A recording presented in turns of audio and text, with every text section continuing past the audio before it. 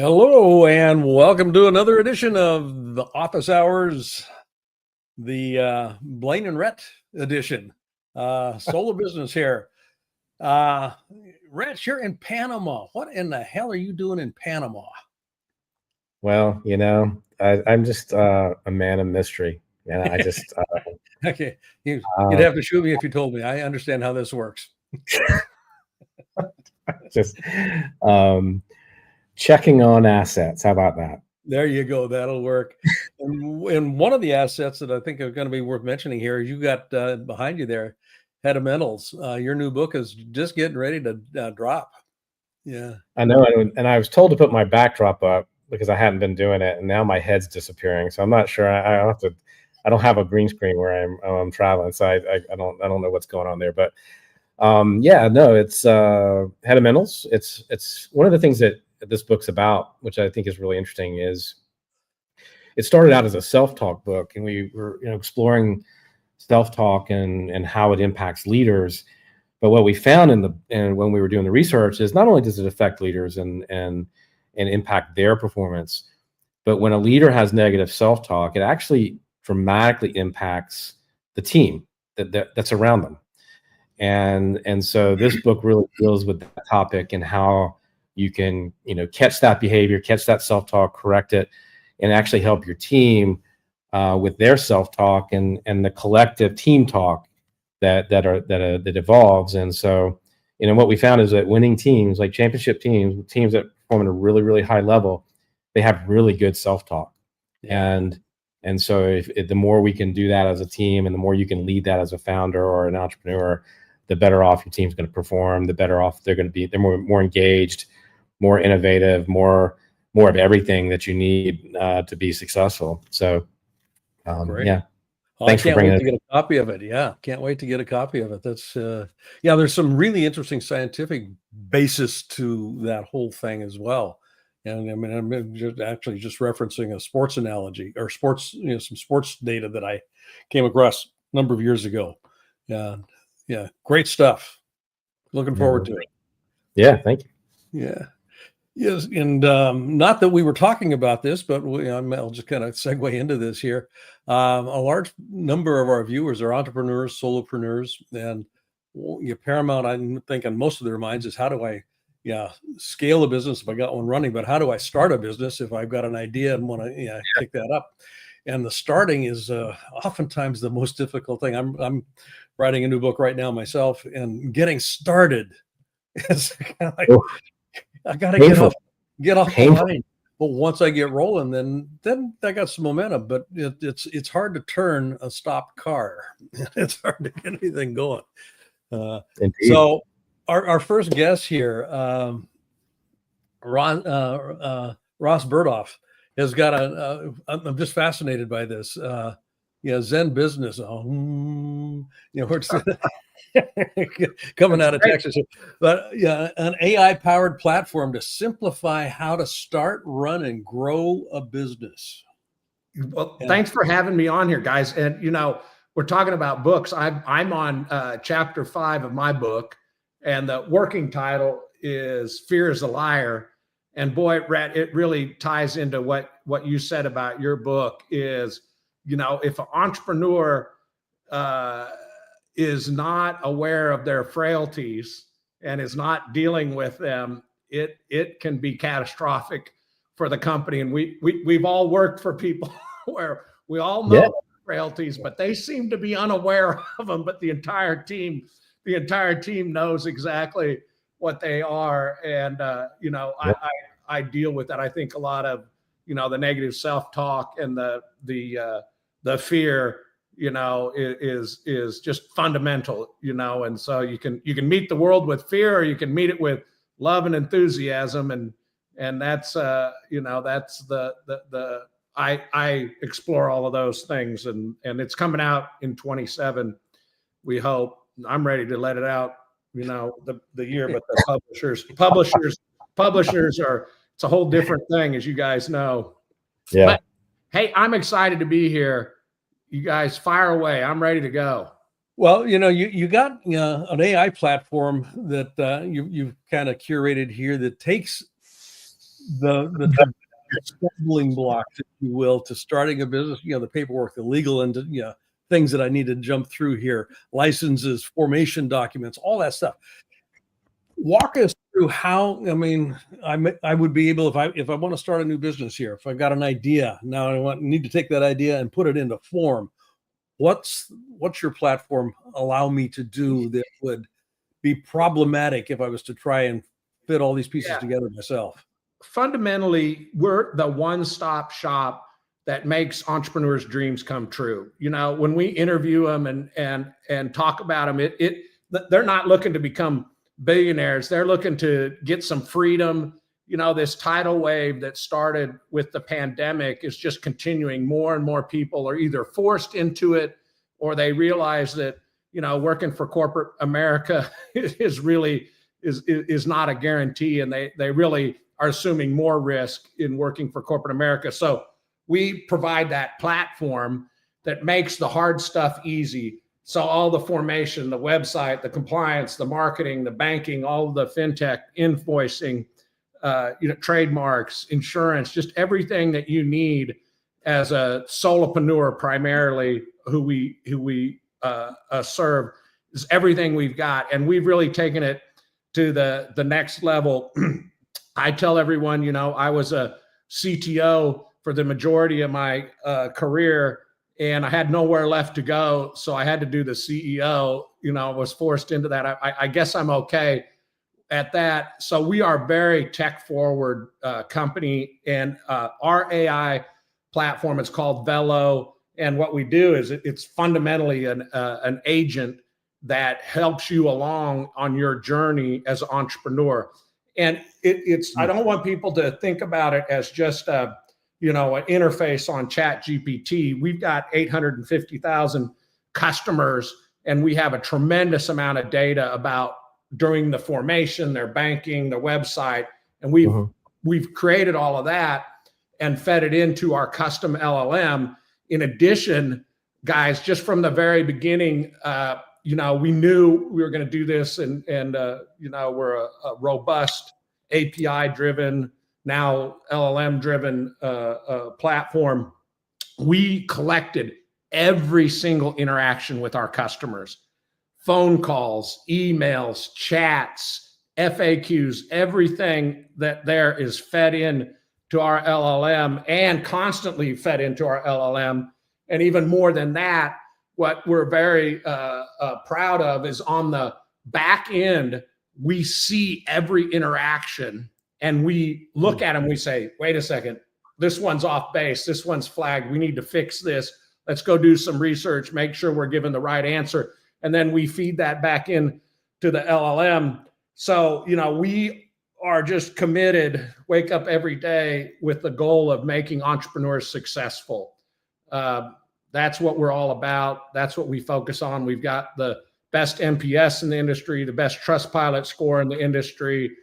Part of that is, you can get a hold of us. We answer the phone, we answer emails. We've got really strict SLAs, because when you're starting a business as a first-time entrepreneur, it's scary. And you got to know that there's someone there that's got your back, and we've got your back.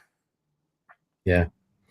This is fascinating. And as Blaine said earlier, we've got a lot of entrepreneurs and a lot of founders that listen to this show.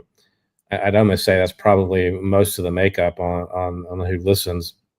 And, we have people here every week. And what I really love about what you've done is you're taking these simple things out of people's hair, like the things that really bog people down. And what's the other fascinating thing about it is that you're raising money, and you've raised a lot of money for this. Mm-hmm. Talk about that, because I know a lot of our founders and the people that watch the show, I talk to a lot of them, and I know Blaine does too. They're at that stage where they know that they need to raise. What advice would you give that founder that's listening? What do they need to be ready for in terms of raising? How do they need to prepare? What are some of the top things they need to be thinking about before they go raise money? Yeah, it's a great question. I get that one a lot, and I give a consistent answer. I raised, and again, I'm first time. And what was the zen or the magic in being able to raise money? I call it the difference that makes the difference. The magic. And for me, it was, pitching. I mean, I would pitch to anyone, and I particularly enjoyed pitching early on to big funds that I knew they couldn't write a check because it was going to be too small of a check. So, I was free. I could go. There was no pressure. And I was just charming enough that after I do the pitch, I'd go, hey guys, I know you're not writing a check. Thanks so much for doing it. Okay. Where did I miss? Where did I hit? Where do I, need to change my approach? What do you think is DS? What do you think is working? And, so I really embraced that. So there's two things. One is, my whole career is based on venture capital backed startups. So I love venture capital. It's an engine that runs, our economy, a big part of it. Two, these men and women, they do this for a living. So you better listen to them. This is what they do all day. So you should pay attention. Now, of course, they're dialed in, right? That's right. They're dialed in. Occasionally you run into someone that doesn't quite get the space. That's fine. It's a rarity. It's usually they get it. And then the most important thing is pitch. Get out there and do it. I mean, by the end, I raised a total of $285 million. That last round was at 1.7 post. I mean, I could do that pitch and any variation of that pitch in my sleep. I mean, I think it was, at that point. What kind of AI is raising money right now? Sorry, Blaine, I jumped in. No, that's fine. Yeah. What kind of AI companies are raising money right now? Do you know? I haven't raised. The last round of funding was a couple years. I'm done raising. We're cash flow positive, and have $100 million in the bank. Not too shabby. So no, not too shabby. I mean, we're ready to go. I don't know. I mean, the best thing is, and I know it was, I was filled with fear and anticipation, but I didn't have any choice. I always tell, anyhow, if you don't have a choice, that's definitely a motivator. Yeah, burn the ships. Yeah, burn the ship. I mean, at the team when I was, and the other thing is, I think is humility. I mean, guys, I took $5,000 checks early on, and I remember when we were starting, we were working out of my wife's rental house that was vacant until she kicked us out. And, I knew we were burning 15 grand a month. It was like, well, 5 grand, hell, that's a third of a month, and then the, $100,000 checks. And then, that turned into, $100 million checks and $200 million checks. So, and I mean, I don't know. I probably pitched you guys 250 times to raise that money. Yeah. Consistency. Yeah. I think that's kind of the answer to your question about the magic bullet there, Rhett. It's consistency. Just kind of keep coming back to and you gotta get in the box. Yeah. The other thing is, I mean, it's just like entrepreneurship. When we talk to these, solopreneurs or side hustlers, they're always like, well, Ross, man, you're at another level. I'm like, no, I'm not at another level. It's just more money and a bigger scale. But, during those pitches and raising money, I did serious pivots based on the feedback. Yeah. It's like, it is one of the shortcuts to a great business model is before you get someone to write a check. They're like, hey, you're missing it. This is not going to work. This channel is a dog, okay, I need to move it here. Then I'd get the opportunity to pitch it to someone else, and they'd go, wow, that's brilliant. And I'm saying, geez, thank you. The platform is called the platform is called Velo, and you can find out more about it at ZenBusiness.com. Anything else that you want to add to that? Just in kind of pointing people to what they can do to get more information about what you're up to. Well, just come to ZenBusiness.com. We're here to help you. Our goal and our mission, is a very noble one. Everyone asks me, "Hey, Ross, what are your goals in life? You've been so successful." I said, "I've been very lucky. I got 3 goals and get to be my age. You guys you're the same season as I am. Number 1 is my health. Number 2 is my wife and kids. And number 3 is making a dent in the world." And so we're focused on making a dent in the world. And if we can do that, then and I can think of no better place than in entrepreneurship. This is really, as you guys know, and I hope your viewers know, this is really the last frontier for avenue for people to make a difference in their life. It really is. If you want to, get out there and get freedom, it's entrepreneurship. That's it. Ross, 100%. Thanks for being such a great guest. I love what you're up to. Rhett and I both would love to have you back on a show again when David's available. Yeah, I would love to. And we'll get that lined up. Good. Okay. Right. Thanks, guys. Ross. Thanks, guys. Wow. 100 million in the bank. Yeah. I want to see $100 million check come across my desk one of these days. Well, it will. If I can kind of just see that. Yeah. I think you can not come across my desk. I'd like to have it made out to me. Yeah, I think you can manifest that, Blaine. I think I probably can. Yeah. Just got to get the right geofencing around here. And speaking of that, our next guest, Doug Merritt, everything works off the cloud today. Everything's up in the cloud. How do you keep it safe? When I started doing a lot, offloading some of the stuff off my servers here, hardwired to the ground my key question was, is it safe? And Doug and his organization, Splunk, or not Splunk. Splunk was the former CEO of that. Aviatrix is the name of the company.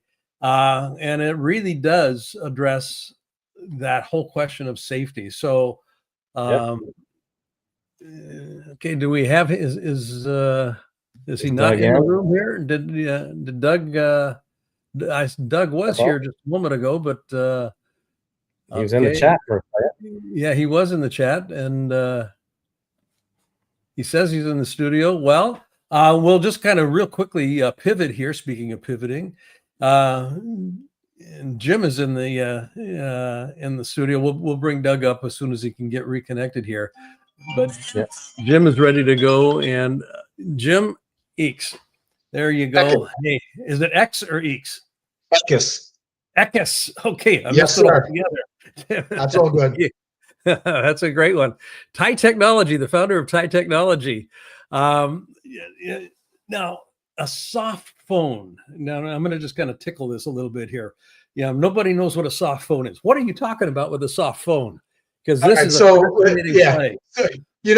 I think one of the biggest problems in the industry is that they make the industry so difficult for people to understand how to use the technology and what it's all about, that people are just turned off by it inherently, right? So a soft phone is basically it's an application that goes on your computer that allows you to answer and make phone calls directly from your computer with, a good old headset attached to it. No hardware included, no hardware necessary other than that. And that's really simply what it is. Okay. And what's the problem that you're solving with this, Jim? Because you're doing something pretty novel in this space, I think. Yeah. So listen, the soft phone has been around forever, right? I mean, as long as the technology has been there, that everybody's been trying to make it easier and better to utilize. What we're doing is we're taking a little bit of a different take on the soft phone, and what our soft phone does, it not only obviously acts as your communication between your customers, but it also does some vital, important features like integration into your CRM platform, call recording, call summarization, stuff like that. So it allows you, and again, if you think about the way most people are operating in today's day and age, right? They've got two monitors going at the same time.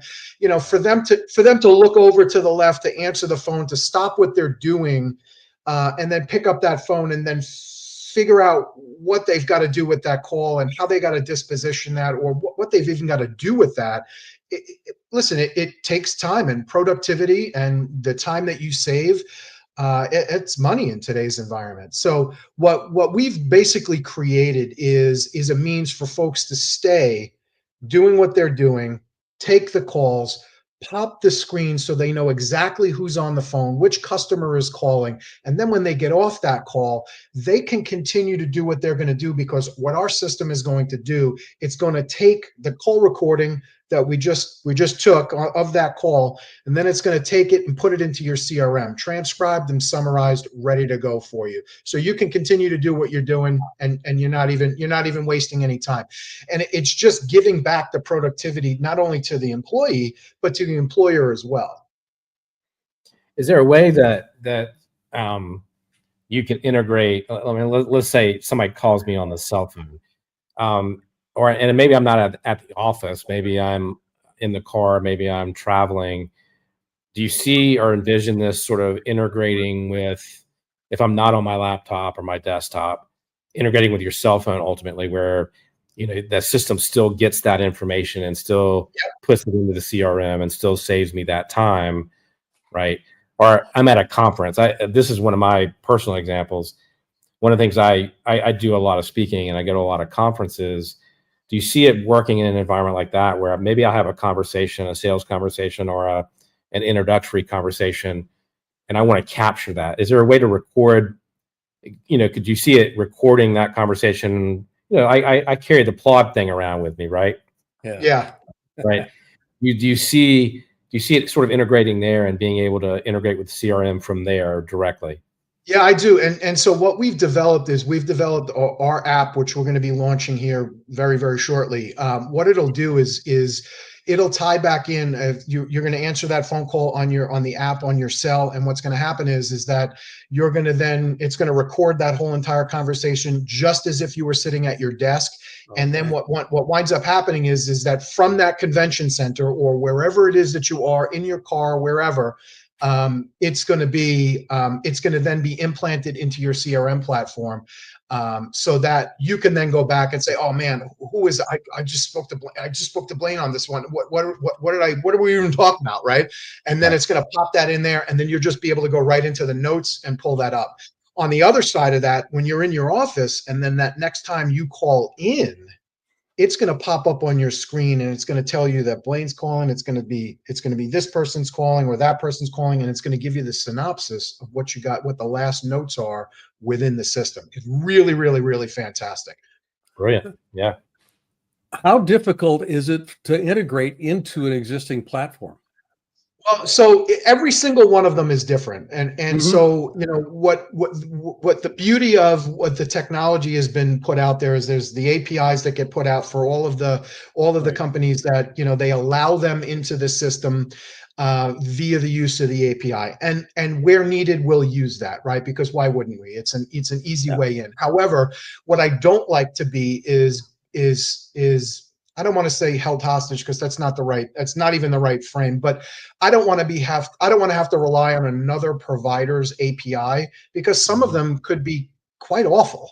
And so what we'll do is we'll go in through a different means, and our software that we built will actually get the necessary data that will allow us into the software to provide the customer with the necessary information of the customer that's calling, and then do the rest of the things that they've signed up to do, as far as call recording, call transcriptions, data entry and stuff like that. Yeah. Excellent. We can find out more at TieTechnology.com. And Jim, David obviously is not here today. He's getting ready for a trip to Italy, and he's got a couple of other things that he's juggling right now. But we will get you back on another show when David's available, because I know this is something that he's fascinated by. Yeah, he cut his teeth in the telecom space years ago.